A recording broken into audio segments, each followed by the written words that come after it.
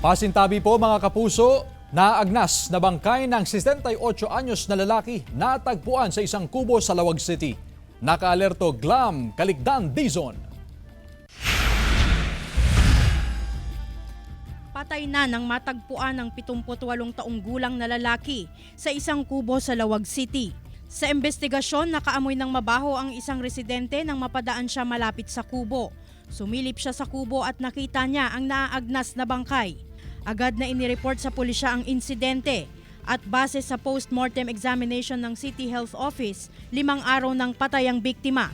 Lumalabas na acute coronary syndrome o atake sa puso ang ikinamatay ng biktima. Natagpuan naman sa isang construction site sa Lawag City ang bangkay ng 19 anyos na construction worker. Sa investigasyon, nalamang patay na ang biktima ng gisingin ng kanyang mga katrabaho.